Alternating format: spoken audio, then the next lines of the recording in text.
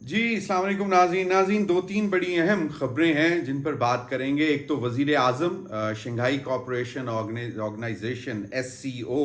के 25वें जो इजलास है उसके लिए आज चीन पहुंच गए। उनका बड़ा वहां पे शानदार इस्तकबाल हुआ। उस पर भी बात करेंगे कि क्या क्या चीज़ एजेंडे पे है और लाइकली क्या हो सकता है। इसके बाद नाज़रीन आज अलीम ख़ान जो कि पार्क व्यू सोसाइटी के ओनर भी हैं, जहाँ पे बहुत ज़्यादा सैलाब आया है और वफाकी वज़ीर भी हैं, उन्होंने आज एक वजाहती बयान भी दिया है। उस पर भी बात करेंगे और आखिर में आपको बताएंगे कि आज एंटी टेररिस्ट कोर्ट रावलपिंडी में एक अलीमा खान साहिबा की दरख्वास्त के पर समाअत हुई, जिसमें बेसिकली उनकी तिब्बी सहूलियात और जो उनके साथ जो तिब्बी मुआयने के हवाले से डिटेल्स हैं उसके ऊपर वो समाअत होनी थी। और वहाँ पे सुप्रीडेंट जेल अडियाला जेल ने 2 साल का रिकॉर्ड जो है बानी PTI चेयरमैन बानी PTI इमरान खान साहब का, उन्होंने बताया कि उनको क्या क्या बीमारियां थी। उस पर भी बात करेंगे। तो नाज़रीन पहले तो ये कि वज़ीर आज़म शहबाज शरीफ साहब आज चाइना पहुंच गए और ये SCO का 25वां जो है वो सरबराही इजलास है। और वज़ीर आज़म के साथ नायब वज़ीर आज़म और फ़ॉरेन मिनिस्टर इसहाक डार साहब, इंफॉर्मेशन मिनिस्टर अताउल्ला तारड़ साहब और मुशीर फॉरेन अफेयर्स तारिक फ़ातमी साहब उनके हमरा हैं, जहां उनका पहुंचने पर बड़ा शानदार इस्तकबाल हुआ। इम्पॉर्टेंट इश्यूज़ हैं जिन पर वज़ीर आज़म बात करेंगे। बाय ऑफ कोर्स कि बायलैटरल पाक चाइना ताल्लुकात के हवाले से तो बातचीत होगी। और वज़ीर आज़म ने रवानगी से कबल एक सोशल मीडिया फोरम X पर उन्होंने एक डिटेल भी लिखी कि वो रवाना हो रहे हैं और उनकी बहुत सी तवक्कुआत हैं। और उन्होंने ये भी लिखा कि वो ख़ित्ते में अमन और आलमी दुनिया के जो इश्यूज़ हैं उनके ऊपर बात करेंगे। स्ट्रैटेजिक जो क्लाइमेट चेंज है और स्ट्रैटेजिक इश्यूज़ उसके ऊपर भी वो बात करेंगे अपने वहाँ पर। और वहाँ पे इस दफ़ा जो है SCO समिट, उसमें ये बड़ा इम्पॉर्टेंट इशू होगा जिस पर बात की जाएगी। इसके साथ साथ वज़ीर आज़म जो है दूसरी जंग अज़ीम की फ़तह की 80वीं 80th सालगिरह है, उसकी तकरीब में भी शिरकत करेंगे वज़ीर आज़म। सदर शी जिनपिंग और वज़ीर आज़म ली चियांग से मुलाकातें करेंगे जो कि ऑलरेडी शेड्यूल हो चुकी हुई हैं। और ऑफ कोर्स इस दौरान पाक चीन ताल्लुकात के मल्टी एस्पेक्ट्स जो हैं उन पर तबादला ख्याल किया जाएगा। पाकिस्तान, बेलारूस, चीन, भारत, ईरान, काज़ाकिस्तान, किर्गिस्तान, रूस, ताजिकिस्तान और उज़्बेकिस्तान शामिल हैं। नाज़रीन अब जहाँ पर बहुत सारी, इसमें मैं आपको बताता चलूँ कि वज़ीर आज़म बिज़नेस टू बिज़नेस कॉन्फ्रेंस है एक B2B कॉन्फ्रेंस, उसमें भी शिरकत करेंगे और उससे भी ख़िताब करेंगे। फिर चाइनीज़ ट्रेडर्स और एक कॉर्पोरेट एग्जीक्यूटिव से भी मुलाकातें शेड्यूल हैं, जिनमें ऑफ कोर्स के दोनों ममालिक के दरमियान सरमायाकारी बढ़ाने के लिए जॉइंट वेंचर्स और ट्रेड बढ़ाने के लिए और मौशी तरक्की के हवाले से जो है वो बातचीत होगी और इन एरियाज़ में ताउन पर बात होगी। और सबसे इम्पॉर्टेंट जो है इसमें बताया ये भी जा रहा है कि CPEC फ़ेज़ 2 जो है उसके ऊपर भी बड़ी तफसीली बातचीत होगी। मैंने आपको बताया मौसमी स्ट्रैटेजिक कॉपरेशन यानी कि जो क्लाइमेट स्ट्रैटेजिक कॉपरेशन है उसके ऊपर भी बात होगी, क्योंकि इस वक्त बड़ा चैलेंज है क्लाइमेट चेंज, एनवायरमेंटल इश्यूज़। और कहा यह जा रहा है कि on the side lines of the summit, SCO summit, prime minister Shahbaz शरीफ जो हैं वो दीगर आलमी रहनुमाओं से भी मुलाकातें उनकी हो सकती हैं और कुछ तो शेड्यूल भी हो चुकी हुई हैं। अब दिलचस्प बात यह है कि बाकी तो इस SCO समिट में जो सबसे ज़्यादा इस वक्त फोकस किया जा रहा है वो दो मुल्कों के सरबराहान पर, भारत और पाकिस्तान। अब नरेंद्र मोदी भी वो भी वहाँ पे मौजूद होंगे। اور کیا باقاعدہ کوئی ملاقات ہوگی اس کا کچھ نہیں کہا جا سکتا، لیکن آپ جب ایک سمٹ میں کھڑے ہوتے ہیں بہت سے ایونٹس ہوتے ہیں جہاں پہ آپ ایک دوسرے کو کراس کرتے ہیں، تو دیکھنا یہ ہے کہ اس کراس کرتے ہوئے کون پہل کرتا ہے ہاتھ ملانے کی، پلیزنٹریز ایکسچینج کرنے کی، یا پھر جو حالیہ جنگ ہوئی 22 اپریل کے فالس فلیگ آپریشن جو انڈیا نے کیا، اس کے بعد جو انہوں نے جنگ لڑی پاکستان کے ساتھ اور ایک بری طرح شکست کا ان کو سامنا ہوا، جو کہ 3 رافیل طیاروں سے بات بڑھتے بڑھتے اب 7 fighter jets, Indian fighter jets گرنے کی اطلاعات ڈونلڈ ٹرمپ دے رہے ہیں۔ اور جو صورتحال ہے اس کے بعد اب جو پاکستان اور انڈیا، آپ کو معلوم ہے بھارت کہتا ہے کہ جی پاکستان ہمارا سب سے بڑا دشمن ہے، اور سب سے بڑی تھریٹ جو ہے ان کو وہ چائنا لگتا ہے۔ اب چائنا میں یہ ایس سی او سمٹ ہو رہا ہے، 25واں سربراہی سمٹ، اس میں دونوں وزیر اعظم موجود ہوں گے، تو یہ ایک بڑا فوکس ہوا ہے دونوں وزراء اعظم کے اوپر، دونوں ممالک کے اوپر، کہ جناب یہ اس جنگ کے بعد جو کہ جس میں بھارت کو بہت بری شکست کا سامنا کرنا پڑا، 10 مئی کو ختم ہوئی، اور وہ ختم کروانے میں ڈونلڈ ٹرمپ کا کردار جس کو بھارت ابھی تک ماننے کو تیار نہیں ہے، فوکس ہے اس پہ۔ اب تھوڑا سا اس پہ ایک چیز جو ہے کہ آپ کو یاد ہوگا ڈونلڈ ٹرمپ نے ایک کوشش کی تھی کہ army chief field marshal Asim Munir صاحب کی اور نریندر مودی کی کوئی ملاقات کروا دی جائے، تاکہ یہ دونوں ملکوں جو جنگ لڑتے ہیں تو خطرہ یہ پیدا ہو جاتا ہے کہ کہیں یہ جنگ جو ہے یہ نیوکلیئر وار میں نہ تبدیل ہو جائے، جس پہ ڈونلڈ ٹرمپ نے بارہا مرتبہ بولا کہ اگر وہ نہ رکواتے تو شاید یہ جنگ جو ہے نیوکلیئر جنگ ہو جاتی۔ تو ڈونلڈ ٹرمپ کی یہ خواہش تھی، اور پھر جو انہوں نے ابھی اس وقت تک جو کر رہے ہیں اس کے لیے وہ نوبیل پرائز کے لیے بھی نامزد ہو گئے ہوئے ہیں، پاکستان نے بھی تجویز کر دیا ہوا ہے۔ تو اب سننے میں یہ آ رہا ہے، اطلاعات یہ ہیں کہ بظاہر تو کوئی ملاقات شیڈیول نہیں ہے نریندر مودی کی اور وزیر اعظم شہباز شریف کی،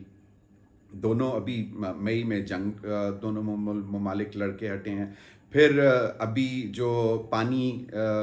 کی صورتحال، سیلاب کی صورتحال پاکستان میں، اس میں بھی بھارت کا بڑا کردار ہے کہ انہوں نے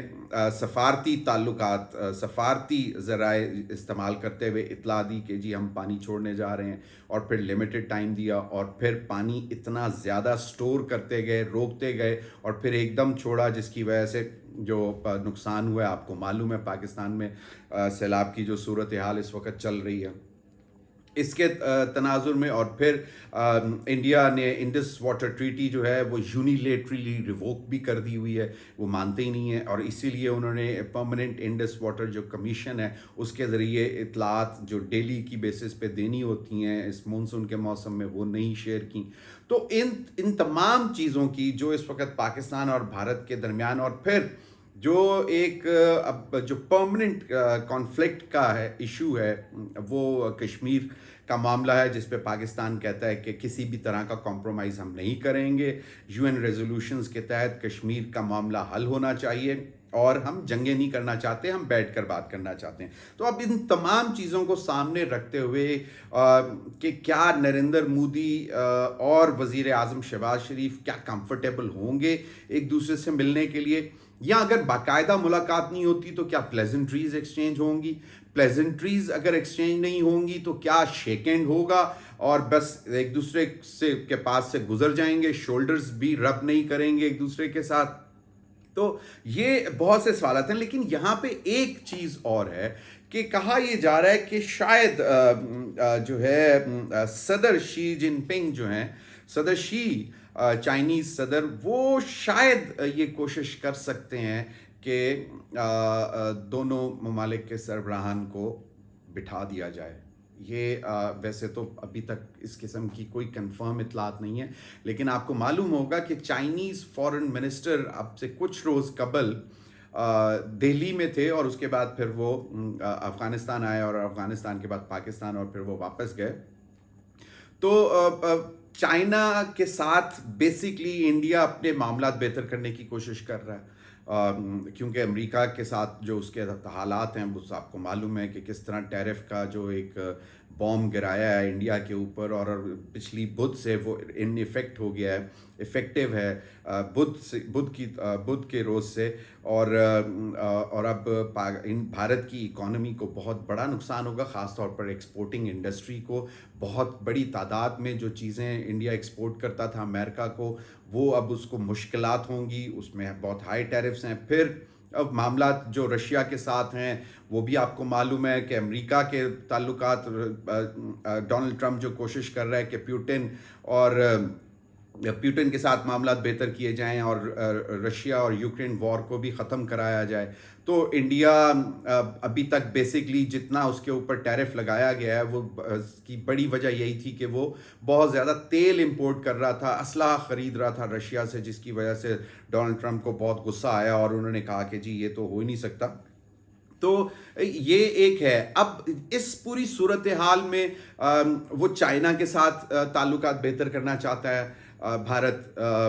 तो क्या सदर शी जो हैं वो क्या ये इनिशिएटिव ले सकते हैं कि पाकिस्तान और भारत को आपस में बिठा दिया जाए, और ताकि इन दोनों मुल्कों को, जो साउथ एशिया के दोनों न्यूक्लियर पावर्स हैं, इनके दरमियान ताल्लुकात बेहतर हों और जो खित्ते में अमन रहे। तो बेसिकली चाइना का इनिशिएटिव हो सकता है कि पीस कौन नहीं चाहता पूरे दुनिया में। डोनाल्ड ट्रंप जो है वो भी इस वक्त वो भी यही कहते हैं कि वो इस दफ़ा आए सिर्फ कॉन्फ्लिक्ट्स को ख़त्म करने के लिए, वॉर्स को ख़त्म करने के लिए, और फॉर पीस एंड ट्रेड उनका जोर ही ये है कि वो तजारत और अमन चाहते हैं पूरी दुनिया में। तो सदर शी भी ऑफ कोर्स उनका भी यही एजेंडा होगा। और चाइना के ताल्लुकात अमेरिका के साथ अभी जो कि कहा जाता था कि जी बहुत ख़राब है, लेकिन ट्रेड के हवाले से अमेरिका ने उनको बड़ा अच्छा रिलीफ टैरिफ अनाउंस किया है और वो मज़ीद ट्रेड भी करना चाहते हैं। तो इस पूरी सूरत हाल में प्रेसिडेंट शी देखें, ये बात अब देखने से ताल्लुक़ रखेगी कि किस किस्म का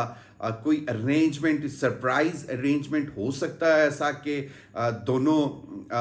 वज़राए आज़म भारत के और पाकिस्तान के एक दूसरे के साथ मिल बैठें। खाने की मेज़ पर तो चलो बैठेंगे, लेकिन वहाँ पर बाकी पूरे डेलीगेशंस बैठे होंगे। अब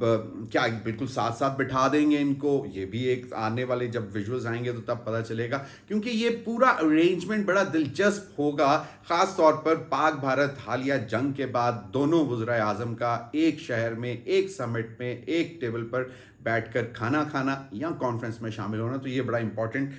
चीज़ होगी जिस पर आने वाले दिनों में ज़्यादा बेहतर तरीके से हमें पता लगेगा कि क्या होता है। क्योंकि अगर सिर्फ एक टेबल पे साथ साथ भी बैठ जाएंगे, डिनर टेबल पे या लंच टेबल पे या कॉन्फ्रेंस में कुछ ऐसी अरेंजमेंट हो जाती है, तो वो भी एक बड़ी दिलचस्प सिचुएशन होगी। नाज़रीन, आपको मालूम है सैलाब की सूरत हाल पंजाब पूरे में इस वक्त तबाही मची हुई है, और अब तो ख़तरा और बढ़ रहा है कि शायद रावी में मज़ीद ज़्यादा पानी आने का ख़तरा है, कि इंडिया से मज़ीद तेज़ बारिशें भी वहाँ पे भी बहुत हो रही हैं ऊपर, और फिर वो पानी और ज़्यादा आएगा तो ज़्यादा तबाहकारी होने का ख़दशा है। पिछले 2-3 दिन से अलीम ख़ान साहब की सोसाइटी, पार्क व्यू सोसाइटी, जो कि मुल्तान रोड के से उस तरफ है, जो कि रावी की तरफ है,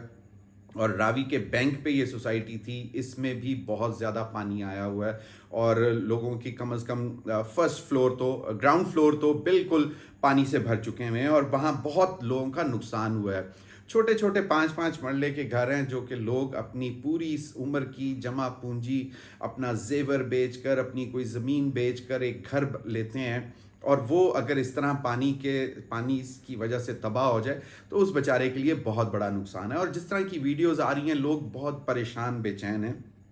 और ज़्यादातर इल्ज़ाम यही लगाया जा रहा था अलीम ख़ान पर कि जनाब ये एक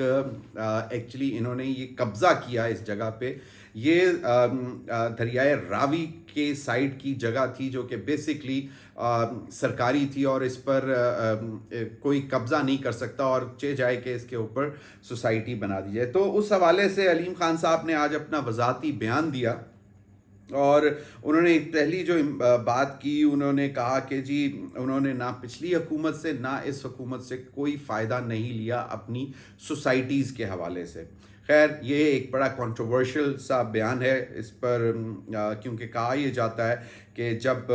2008 فروری 2024 کے بعد انتخابات کے بعد جب حکومت بنی، اور خاص طور پر پنجاب میں مریم نواز صاحبہ نے جب اپنا کنٹرول سنبھالا بطور وزیر اعلیٰ، تو سب سے پہلے اگر کسی پرائیویٹ سوسائٹی کا این او سی جاری ہوا تو وہ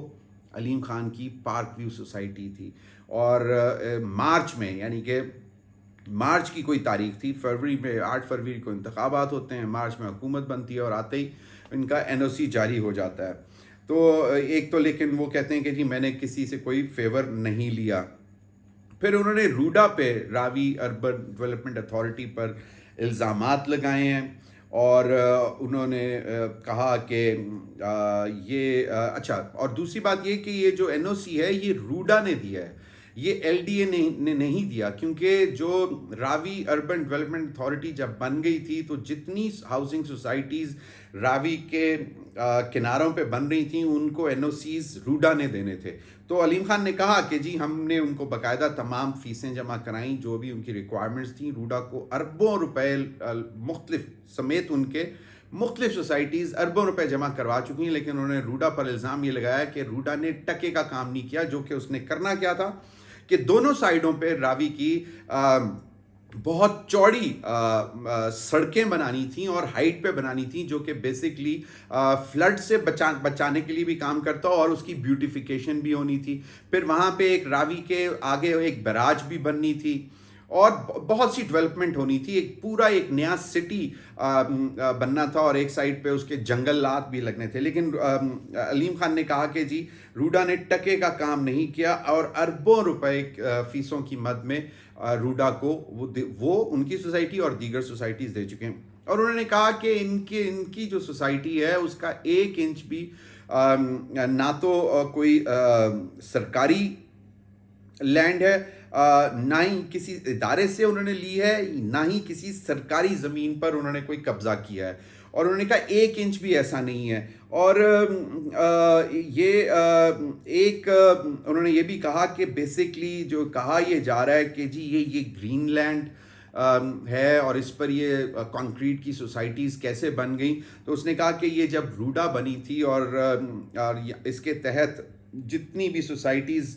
کو این او سی دیے جا رہے تھے وہ گرین لینڈ نہیں، وہ براؤن لینڈ ہے. براؤن لینڈ کا مطلب کہ وہاں پر کنسٹرکشن ہو سکتی ہے. تو انہوں نے کہا کہ دونوں اطراف پر جو ہے جو براؤن لینڈ ڈکلیئر کیا گیا وہاں پہ سوسائٹیز بنی ہیں. اور اس حوالے سے انہوں نے کہا کہ جی انہوں نے کسی سے فائدہ نہیں لیا اور نہ ہی انہوں نے کوئی قبضہ کیا ہے. اور انہوں نے واضح طور پر یہ کہا کہ جو بھی اتنے فکر مند ہو رہے ہیں میری سوسائٹی کے حوالے سے، ان کے لیے انہوں نے پیغام دیا کہ یہ سوسائٹی ان کا گھر ہے. انہوں نے کہا کہ ان کے والدین اس سوسائٹی کے اندر دفن ہوئے ہیں، ان کی قبریں ہیں اس سوسائٹی کے اندر. اور دوسرا انہوں نے کہا کہ یہ سوسائٹی ان کا گھر ہی نہیں، یہ بلکہ اس کے ممبران جو ہیں ان کے بہن بھائی ہیں. تو انہوں نے کہا کہ نہ یہ سوسائٹی ڈوبی ہے نہ علیم خان ڈوبا ہے. اور انہوں نے کہا یہ ممبران کا میں بھائی ابھی زندہ ہوں اور ان کو بہتر طریقے سے سب کو جو ہے ریہیبلیٹیٹ، ان کے گھروں کو صحیح کیا جائے گا اور جو نقصان ہوا ہے اس کو پورا کریں گے. اور انہوں نے یہ بھی دعویٰ کیا کہ پہلے سے زیادہ خوبصورت اس سوسائٹی کو انہوں نے بنانے کا اعلان کیا ہے. تو میں نے کہا آپ کو میں بتاتا چلوں کہ علیم خان نے کہا ہے کہ نہ وہ ڈوبے ہیں نہ ان کی سوسائٹی ڈوبی ہے. ناظرین آخر میں کوئکلی سپرنٹینڈنٹ اڈیالہ جیل نے پی ٹی آئی بانی پی ٹی آئی کی میڈیکل رپورٹ جو ہے وہ آج انسداد دہشت گردی عدالت راولپنڈی میں پیش کی. یہ بیسکلی سماعت تھی علیمہ خان صاحب کی درخواست پر کہ ان کے بھائی کی جو میڈیکل سچویشن ہے اس کو ڈسکس کرنے کے لیے یہ سماعت ہوئی. تو سپرنٹینڈنٹ جیل نے باقاعدہ پچھلے 2 سال کی انہوں نے جو ہے میڈیکل ہسٹری جو ہے وہ بانی P T I Imran Khan صاحب کی انہوں نے اس میں سامنے پیش کی اور اس میں انہوں نے بتایا کہ جی ان 2 سالوں میں بانی پی ٹی آئی کو دانتوں کی شکایت، دانتوں کے درد کی شکایت، دانتوں کا مسئلہ رہا، کان میں درد یا کان کے حوالے سے کوئی مسئلہ رہا، ناک کے حوالے سے، گلے کے حوالے سے، آنکھوں کے حوالے سے، اور ہڈیوں سمیت کئی طبی شکایات رہی ہیں ان گزشتہ 2 سالوں میں۔ اور انہوں نے کہا کہ جی جو آرتھوپیڈک سرجن اور ماہرین امراض چشم اور ای این ٹی ماہرین نے ان کا ایک دفعہ نہیں کافی دفعہ معائنہ بھی اور علاج بھی کیا ہے۔ اور انہوں نے یہ بھی بتایا کہ اسی مہینے 12 اگست کو بانی پی ٹی آئی کا 4 رکنی ڈاکٹروں نے چار رکنی ڈاکٹروں کی ٹیم نے ان کا طبی معائنہ بھی کیا، لیکن انہوں نے ایک چیز کا اعتراف کیا کہ ابھی لیٹسٹ جو ان کا کولیسٹرول چیک کیا تو وہ بڑھا ہوا تھا، اور جو کہ باعث تشویش ہے، تو اس کا علاج جاری ہے۔ اور اسی حوالے سے انسداد دہشت گردی عدالت راولپنڈی نے اس بانی پی ٹی آئی کی طبی معائنے کے حوالے سے جو علیمہ خان کی درخواست دی ہے، تو آج کی جو ابھی تک ہوئی ہے اس کے حوالے سے تھی، اس پر سماعت جو ہے انہوں نے پھر 1 ستمبر کو بھی رکھی ہے کہ مزید ڈیٹیلز جو ہیں بانی پی ٹی آئی کی میڈیکل ہسٹری کے حوالے سے بتائی جائیں گی۔ بہت بہت شکریہ۔